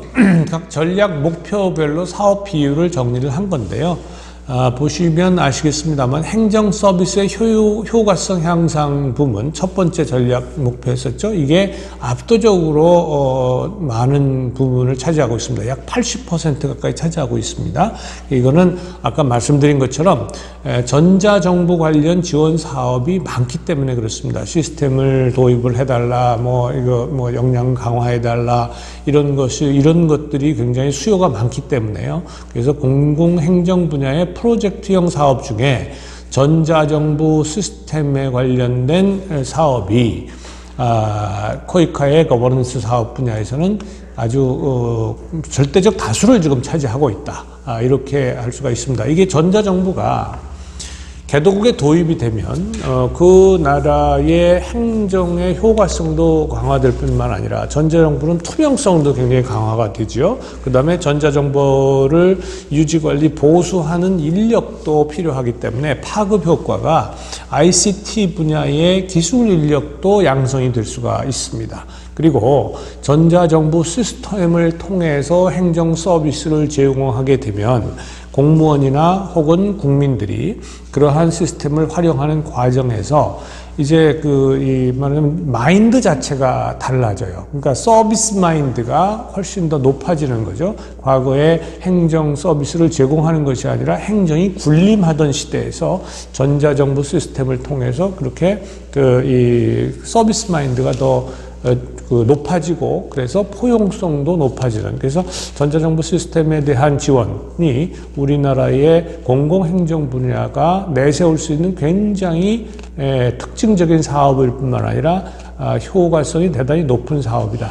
이렇게 말씀드릴 수가 있습니다. 자, 다음은 코이카의 거버넌스 분야에 있어서의 주요 사업을 좀 예시적으로 설명을 드려보겠습니다. 이 슬라이드는요, 공공행정 분야의 주요 사업을 좀 예시적으로 정리한 것인데, 아까 잠깐 말씀드렸던 베트남의 사법연수원 건립 및 사법 분야의 역량 강화 사업이라든가, 법원에 대한 지원 사업. 베트남은 사실은 잘 아시겠습니다만, 우리나라가 가장 많은 대외 원조를 지금 베트남에 제공하고 있고요. 그래서 여기 법원의 재판 절차의 투명성 강화 이런 것도 있고, 몽골의 출입국 관리 시스템, 헌법재판소 정보화 시스템, 여기 지금 보시는 것처럼 아까 말씀드린 대로 전자정부 시스템과 관련된 사업이 굉장히 많아요. 나이지리아의 전자정부 역량 강화 사업, 국립행정학교, 공무원 교육원이죠, 사실은. 국립행정학교 건립 사업이라든가, 우즈베키스탄의 공공부문 인적자원 역량 강화 사업, 이것도 마찬가지로, 공무원 교육원의 이 기존에 있던 공무원 교육원의 소프트웨어적인 측면을 또 강화시키는 그런 사업이었고요. 온두라스의 치안 역량 강화 사업이나 우즈베키스탄의 싱글 윈도우를 활용한 관세 현대화 사업인데, 이게 역시 관세 행정 정보 시스템을 싱글 윈도우, 하나의 이 싱글 사인온이라고 그러죠. 들어가서 한 번만 들어가면 전부 다 되고, 그리고 모든 페이먼트까지 다 되는 그런 싱글 윈도우 사업입니다. 그래서 이런 것들이 주로 굉장히 많다. 그런 말씀을 드리고요. 뭐 예시적으로 몇 가지만 설명을 드리겠습니다. 여기에는 교과서에 나와 있는 것들, 여러분들 그 심화편에 나와 있는 것도 있고요. 제가 개인적으로 경험한 사업들도 조금 몇 가지 소개를 해드리도록 하겠습니다. 키르기스스탄의 선거 역량 강화 사업이에요. 표를 하게 되면 이거를 수기로 개표하고 그다음에 그걸 결과를 공유하고 그러면 또 누가 이의를 제기하고 그러면 이게 시간이 굉장히 많이 걸리잖아요. 과거에 우리도 그랬습니다. 그래서 과거 키르기스스탄에 우리가 선거와 관련된 그런 정보 시스템을 지원하기 전에는 이게 약 한 달 정도 걸렸었어요. 뭐 수기로 취합을 전 지방까지 다 해야 되니까 뭐 확인하고 막 이런. 근데 이제 지원 후에 2015년에 총선을 했어요. 그래서 이 시스템이 자동화되고 나니까 투표 결과가 암호화되고 자동 전송이 되고 그래서 취합하고 그래서 확정이 되는 데까지 단 3일이 걸렸다. 사실 이거보다 훨씬 더 빠를 수도 있어요. 그런데 행정 절차상 이제 그렇게 된 거고요. 그래서 매우 효과적이고 효율적으로 될 뿐만 아니라 공정하게 이루어지고요. 그리고 투명하게 이루어질 수 있었다. 그래서 국민들이 선거에 대해서 이제 신뢰가 얼마나 신뢰하느냐를 물었더니 선거 자동화 이후에 상당히 높아졌더라라고 하는 겁니다. 그 다음에 두 번째 소개해드릴 사업은 튀니지의 그 전자 조달 시스템입니다. 이 전자 조달 시스템은 우리나라의 나라장터 있잖아요. 나라장터, 그게 조달 행정 정보 시스템인데 이 나라장터 시스템을 튀니지의 상황에 맞게 수정해서 지원한 그런 사업입니다. 관세청이 주축이 됐고요. 굉장히 이 사업은 나중에 튀니시아 온라인 e-procurement 시스템, 그래서 튜넵스라고 하는 이름이 붙었고요. 튀니지가 아까 잠깐 소개해드렸던 오픈 거버먼트 파트너십에 이 시스템을 말하자면 자랑하러 간 거죠. 이렇게 해서 발표를 했고요. 그래서 이 오픈 거버먼트 파트너십 OGP의 공공 서비스 개선에 해당하는 지역사회, 국가들의 공공 서비스 개선 지역상을 수상한 리저널 위너가 됐던 그런 사업입니다. 그리고 1차 사업뿐만 아니라 여기 이제 초기 사업이었는데 2차 사업도 진행되었고요. 그리고 튀니지가 굉장히 이 사업에 대한 만족도도 높을 뿐만 아니라 유엔으로부터의 평가도 매우 좋았다 하는 그런 사업입니다. 전자 조달 시스템은요, 사실은 조달 시스템만큼 부패 가능성이 조달 분야만큼 부패 가능성이 높은 사업이 없어요. 만약에 공무원들이 면대면으로 조달을 하게 되면 그것이 얼마나 공정하냐, 공정성을 담보할 수 없을 뿐만 아니라 실질적으로도 소위 언더 더 테이블 머니라고 그러죠. 부패가 가장 횡행하고 뇌물을 주고받는 게 많았던 것이 바로 조달 분야입니다. 그 조달 분야를 사실 조세 분야하고 조달 분야, 조세, 관세, 조달 분야가 가장 이 국가 행정 분야에서는 이 부패 가능성이 높은 분야거든요. 그래서 이 분야에 대한 전자정보 시스템 사업은, 도입 사업은 굉장히 중요한 거버넌스 개선에 굉장히 중요한 사업들입니다. 같은 튀니지의 국민 참여 및 부패 방지 시스템 구축 사업인데요. 이거는 사실은 우리나라의 국민신문고 시스템 아시죠? 국민권익위원회.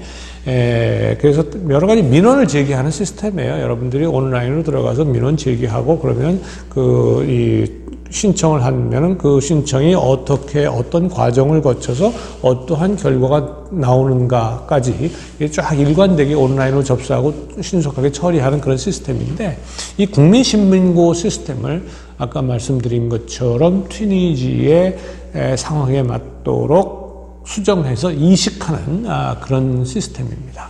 그래서 여기 지금 된 것처럼 아주 정부에 대한 신뢰도도 높아지고요. 또 소외된 계층들이 훨씬 더 많은 참여를 가능하고 포용성을 증진시키는 그런 효과가 있는 사업입니다. 다음 슬라이드는요, 탄자니아의 관세 행정정보 시스템 사업입니다. 이 탄자니아 조세청, 탄자니아는 조세청에서 관세와 조세를 다 함께 하고 있는데요. 이 관세행정의 효율화, 투명화를 위해서 관세행정 시스템 개선을 결정을 했었어요. 그 이전에 그 사용하고 있었던 시스템은 아시쿠다 시스템이라고 하는 건데요. 이 아시쿠다는 실시간 연동이 불가능한, 한마디로 얘기하면 이 온라인이 되지 않는, 네트워크가 되지 않는 그런 시스템이었었어요. 근데 이게 이제 사실 아시쿠다 월드라고 해서 이제는 인터넷에서 웹 기반으로 가능한 시스템도 있습니다. 그런데 이거는 사실은 유럽이나 이런 나라에서 무료로 다 지원까지 해줘요. 근데 그럼에도 불구하고 관세행정 정보 시스템에 기반을 둔 우리나라의 그 시스템을 도입을 하기로 결정을 했습니다.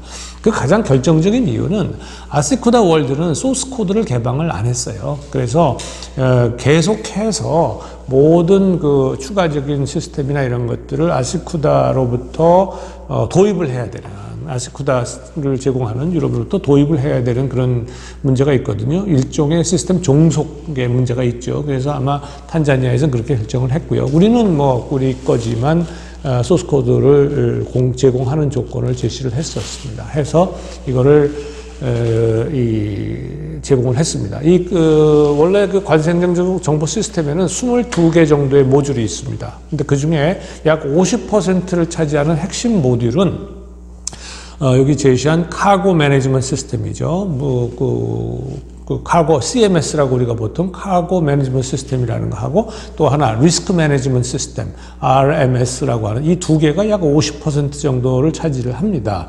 그래서 우리가 이 코이카 사업으로 진행을 하면서 이게 규모가 22개 모듈이 너무 크기 때문에, 그래서 이 두 개를 중심으로 하고 거기에 early warning 시스템까지 이렇게 제가해서 3개의 모듈을 개발하는 걸로 해주고, 나머지는 이제 자체적으로 개발하는, 그러니까 자체적으로 추가적으로 이제 추후에 하도록 이렇게 했는데, 나중에 탄자니아 조세청이 월드뱅크로부터 차관을 도입을 성공적으로 유치를 했어요. 그래서 나머지 19개 시스템이죠. 이거 19개 모듈이죠. 모듈을 추가적으로 개발을 했습니다. 그래서 이것을 물론 우리나라 업체가 처음에 업체가 했던 이 큐피아가 그 관세를 전체 3개 시스템을 하고 모듈을 하고, 그다음에 월드뱅크의 차관 도입을 통해서 19개를 해서 22개의 하나의 총 관세행정 정보 시스템을 개발을 했고요. 탄자니아는 이걸 탄시스라고 이렇게 이름을 붙였습니다. 그 지역에서는 굉장히 성공적인 사업으로 알려져 있습니다. 탄자니아의 다레스살람이 경제 수도인데요. 이 다레스살람이 항구 도시예요. 그리고 탄자니아는 사실은 아프리카 내륙국이 있어요. 르완다, 우간다, 많은 나라들이, 한 7개 국가들이 항구가 없는 국가들이 있어요. 그래서 이 항구가 없는 국가들은 케냐의 나이로비하고, 탄자니아의 다레살람하고, 이렇게 이 두 항구 도시를 통해서 교역을 합니다. 그래서 탄자니아가 이 위치적 특성에 따라서 이 관세나 항만 관리가 매우 중요한데, 이 관세 항만 관리를 위한 시스템으로서 이 탄시스가 상당히 성공적으로 기여했습니다. 다음은 몽골의 전자조달 파일럿 시스템 구축 사업인데요. 이 사업도 제가 사업평가를 시행했던 사업입니다. 이것은 우리나라의 나라장터 사업이죠. 아까 조달 시스템이죠. 나라장터 사업을 축소해서 이식한 그런 사업이고요. 이 몽골은 나라 규모는 작지만 우리나라가 전자정부 시스템을 거의 20여 개 가까이 지원해준 굉장히 전략적인 그런 파트너에 해당할 만큼 굉장히 중요한 그런 국가고요. 그래서 사실은 코이카에서 이 전자정부 분야의 프로그램 평가까지도 시행한 바가 있습니다. 제 기억에 2016년으로 알고 있는데, 제가 이 몽골의 전자정부 시스템에 관련해서 사업평가를 상당히 여러 개를 했어요. 한 대여섯 개 시스템을 평가를 했기 때문에, 그 이후에 제가 프로그램 평가에 대한 필요성이 있다라고 하는 것을 제안을 했고, 그리고 이제 프로그램 평가를 2016년에 시행한 바가 있습니다. 이 전자정부 전자조달 시스템은요, 기자재나 시스템 개발, 또 마스터 플랜, 교육 훈련 등을 전부 다 포함한 것이었고, 이게 몽골 중앙 정부에 해당하는 것이었는데, 이 사업이 진행되는 과정 속에서 몽골의 수도죠, 울란바타르 시에서도 이 시스템이 괜찮다. 그래서 시 정부에서 자체적으로 우리나라의 전자조달 그 파일럿 시스템을 도입하는 이러한 그 성과도 올렸었습니다. 그래서 이것이 몽골의 행정 시스템을 개혁하고 부패를 방지하고 뭐 하는 효율성 제고, 투명성 제고, 책임성 제고, 반응성 제고 이런 것들에 상당히 큰 역할을 했다. 라고 볼 수 있습니다. 몽골 전자조달 파일럿 시스템 구축 사업을 해놓고 몽골 조달청에서 그 자기네들 그 조달청을 방문하고 조달청을 이용한 고객들을 대상으로 설문을 조사한 결과입니다. 그래서 봤더니 이렇게 좋게 생각하더라. 공정성, 입찰의 투명성, 뭐 책임성, 뭐 이런 것들에 대해서 다 긍정적인 평가가 굉장히 높더라라고 하는 것을 평가를 한 겁니다. 근데 제가 이제 사업 평가할 때요, 뭐 그 사람들이 해놓은 것만 믿을 수는 없잖아요. 그래서 사업 평가팀이 직접 그 이해관계자들을 대상으로 해서 이 설문조사를 했습니다. 그래서 전자조달 시스템의 이용 빈도를 비롯해 가지고 만족도라든가 이런 걸 전부 다 조사를 한 결과에 대한 표를 제가 이 슬라이드에 지금 제시를 해 드렸습니다. 그래서 보시면 알겠지만 붉은색은 몽골 그 조달청 및 조달기관 관계자들이고, 파란색은 납품한 민간 기업 관계자들을 대상으로 한 건데요. 대개 만족도가 긍정, 보통 이상 긍정에 해당하더라, 이렇게 볼 수가 있습니다. 자, 끝으로 거버넌스 분야를 지원할 때의 유의사항이나 한계 및 과제에 대해서 말씀을 드리겠습니다. 우리가 거버넌스가 꼭 필요한 거는 사실이에요. 거버넌스를 개선하는 게 그 원조 효과성도 제고하고 또 지속 가능한 발전 이런 걸 위해서 꼭 그 필요한 것은 사실이지만, 그런데 아무리 좋은 거라도 그 개도국의 입장에서, 수원국의 입장에서 이 기존의 어떤 전통이나 혹은 제도와 충돌하거나 문제가 될 수 있다면 좀 우리가 좀 조심할 필요가 있겠죠. 그래서 몇 가지 좀 먼저 유의점을 먼저 좀 살펴보면요. 자, 좋은 거버넌스, 굿 거버넌스의 여러 가지 요소들을 제가 말씀을 드렸는데, 그 요소들의 핵심은 아무래도 민주주의라고 할 수가 있겠죠. 그런데 개도국은 대체로 민주주의 혹은 민주적 시스템에 대해서 그 수준이 상대적으로 굉장히 낮습니다. 그래서 개도국의 민주주의가 확립이 되고 또는 민주적 그 제도가 발달되면 발달될수록 그만큼 개발협력 사업의 성공 가능성이나 혹은 성과가 극대화될 가능성이 높아질 것은 당연하겠죠. 문제는 이 개도국에서 민주주의와 경제 성장이 거의 동시에 혹은 함께 달성이 된다는 것이 쉽지 않다는 겁니다. 뭐 여러분들 잘 알겠지만 우리나라에 대해서 많은 이 찬사가 쏟아지는 가장 근본적인 이유도 뭐냐면요, 경제 발전과 민주주의를 동시에 달성한 유일한 나라다라고 하는 이유 때문에, 그것 때문에 많은 칭찬을 하곤 합니다. 물론 우리도 과정에서는 개발 독재라고 하는 의미에서 민주주의 확립을 위해서 많은 사람들이 희생했던 것도 사실이에요.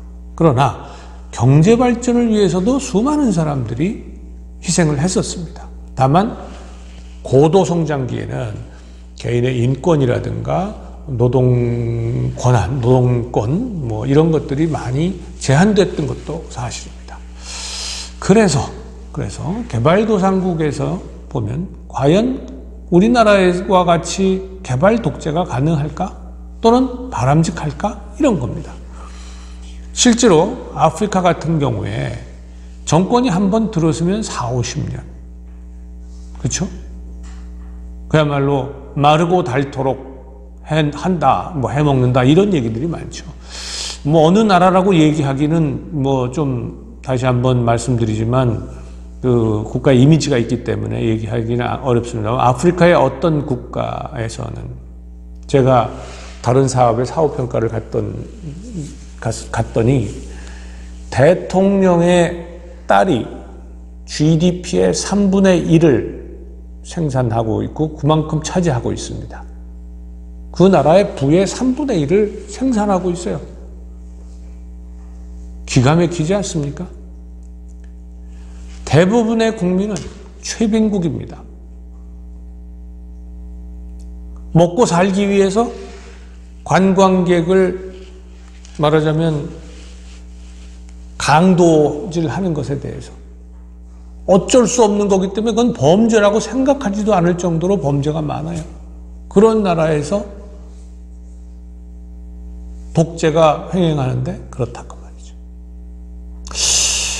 이걸 우리가 어떻게 이해를 해야 될까? 근데 그 나라는 그나마 완전히 아예 그러려니 이렇게 치울 수 있다고 하더라도 아프리카에서 아까 제가 말씀드린 것처럼 거버넌스라고 하는 측면에서 가장 좋은 평가를 받고 있는 나라는 르완다입니다. 이 르완다는요, 아프리카에서 유일하게 4G LTE 무선 네트워크가 전국에다가 해서 다 깔려 있습니다. 또 브로드밴드 유선망이죠. 유선망이 전부 다 깔려 있어요. 아프리카에서 유일합니다. 그러다 보니 전자정보 시스템도 제일 발달했고요. 또 이 나라에서는 월드뱅크의 여러 가지 그 센터 오브 엑셀런스 프로그램들이 있습니다. 월드뱅크가 지원하는 사업인데 아프리카 대륙 전체에서 예를 들어서 소프트웨어 분야의 센터 오브 엑셀런스를 르완다가 유치를 했습니다. 벌써 한 7, 8년 됐네요. 그게 10년짜리 프로젝트인데 한 1, 2년쯤 남았을 겁니다. 미국의 카네기 멜론 유니버시티가 르완다 내에 소프트웨어 대학을 운영을 하고 있습니다. 근데 다른 대학하고 다른 것은 뭐냐면 대개 다른 곳은 그런 대학을 운영을 할 때에도 그냥 거기 현지 사람들이 교수를 하면서 예컨대 본교 교수들은 방학 때나 잠깐 가서 이렇게 하는 것이 일반적인데요. 거기 카네기 멜론 캠퍼스는 르완다의 그 키갈리 수도에 있는데 카네기 멜론 캠퍼스는 아예 본교에서 교수들이 파견돼 가서 거기서 상주를 합니다. 6명의 교수가 상주를 하고 교육 프로그램이 카네기 멜론 대학하고 똑같이 운영이 됩니다. 그렇게 해서 지금 8년째 운영을 하고 있고 이제 아마 9년째 들어갈 겁니다. 근데 그거에다가 또 더해서 Center of Excellence AI, Artificial Intelligence 분야의 Center of Excellence를 또 유치를 했어요. 그만큼 르완다는 아프리카에서는 굉장히 선진국이에요. ICT 인프라스트럭처, 전자정부 전부 다 선진국입니다. 근데 그럼에도 불구하고 폴 카가메 대통령이 헌법을 개헌을 해가지고요. 물론 뭐 국민투표를 하면 대통령 선거를 하면 90% 이상, 95% 가까운 지지를 받습니다. 뭐 국부라고 해도 과언이 아니죠. 그렇지만 지금까지 계속 지금 15년 이상 독재가 아니라 지배를 통치를 하고 있고요. 앞으로도 언제까지 통치를 할지 아무도 모릅니다. 다시 얘기해서 그런 나라도 아프리카에서 제일 거버넌스가 낫다고 하는 나라도 장기 통치를 한다는 거죠. 그런데 민주주의라고 하는 건 뭡니까?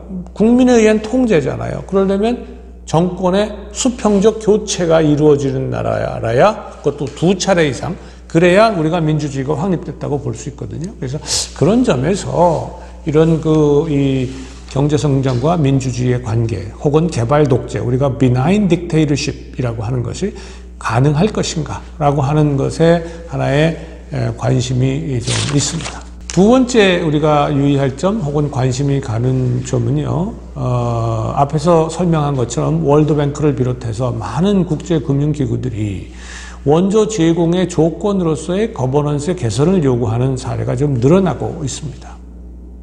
근데 이것을 수원국의 입장에서 보면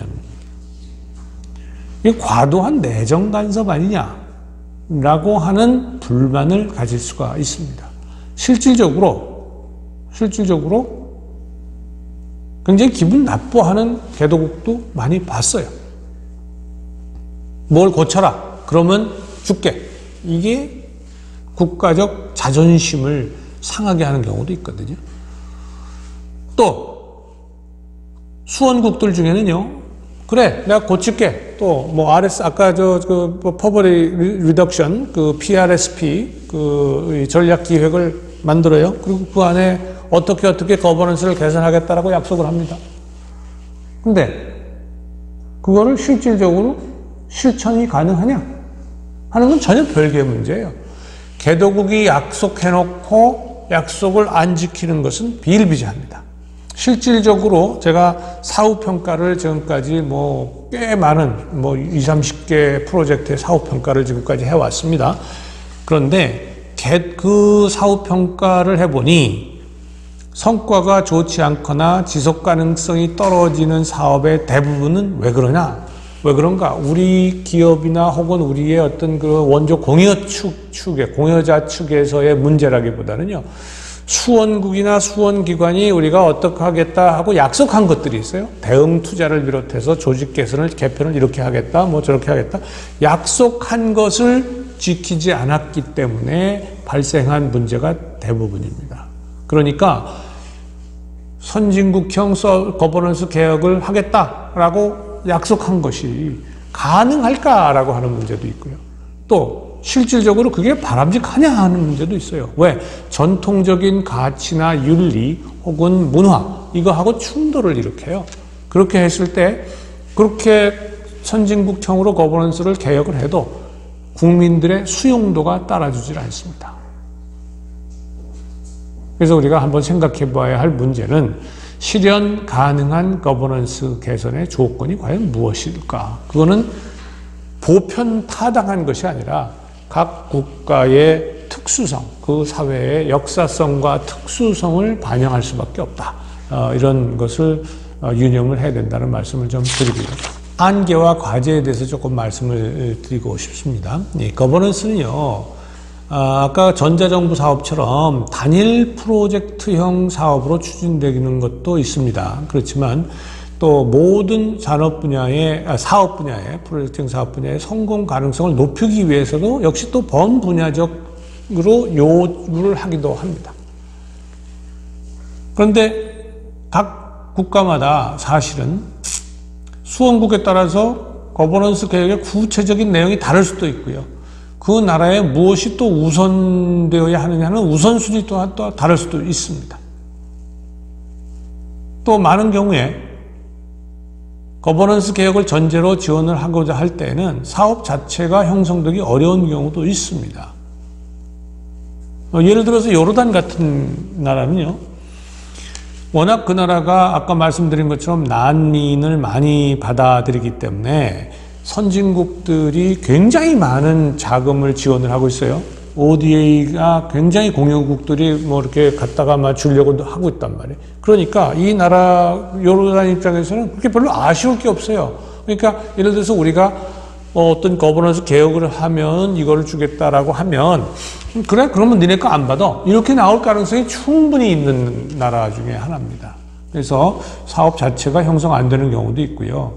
또 거버넌스 자체가 이게 단기적 관점에서 개선될 수 있는 것들이 아닌 경우가 많습니다. 아까 얘기한 것처럼 그 나라의 현재의 거버넌스는, 수원국 현재 거버넌스 자체가 오랜 기간 동안의 관행과 반복된 어떤 그런 문화, 이런 것들의 전통, 여기에 따라서 만들어진 경우가 많기 때문에 이게 그 개선도 역시 장기적인 관점에서 접근할 필요가 있다. 말씀드린 것처럼 거버넌스 개혁을 너무나 앞으로 내세울 경우에 수원국 입장에서 볼 때는 내정 간섭, 별로 많이 주는 것도 아니면서 그렇게 이것저것 고쳐라 마라 이렇게 요구하느냐라고 하는 불쾌감을 가질 수도 있는 거지요. 또 무엇보다도 선진국에서, 특정 국가에 우리가 어떤 사업을 했다 그랬더니 예컨대 우즈베키스탄에서 성공을 했다 이 말이에요. 참 이렇게 하면 괜찮다. 그래서 베스트 프랙티스가 됐어요. 베스트 프랙티스가 됐다고 그걸 예를 들어서 아프리카의 어떤 나라에다가 그대로 적용하려고 노력을 한다. 그렇게 일방적으로 이식하려고 하는 태도, 이건 어렵습니다. 만약에 그렇게 한다면 오히려 반발이 일어날 가능성이 매우 높다. 그래서 이 사업을 거버넌스 분야의 뭐 단일 사업이든 혹은 범분야적 성격을 가지고 하는 사업이든 간에 이 사업을 추진하는 담당자 여러분들은 앞으로 이와 같은 거버넌스 분야의 한계나 과제들에 대해서 유념하고 추진할 필요가 있다. 그래서 유연하게 너무나 강하게 내세울 것도 아니고 그 사회나 그 지역 국가의 상황에 맞게 유연하게 대처를 해야 된다 라고 하는 것을 여러분들에게 말씀을 드리고자 합니다. 네, 지금까지 거버넌스와 개발 협력에 대해서 말씀을 드렸습니다. 여러분 어떻습니까? 처음에 개발 협력과 관련한 거버넌스에 대해서 얘기를 들었을 때와 강의 후에 거버넌스에 대해서 갖는 생각이 어떻게 달라지셨는지 모르겠습니다. 우리가 보통 평가를 할 때 before, after 테스트를 하거든요. 그런 것처럼 여러분들도 스스로에게 거버넌스와 관련해서 before, after 어떻게 달라졌는지 여러분들이 충분히 생각하시면서 이번 강의의 그 성과를 다시 한번 새겨보시기 바랍니다. 감사합니다.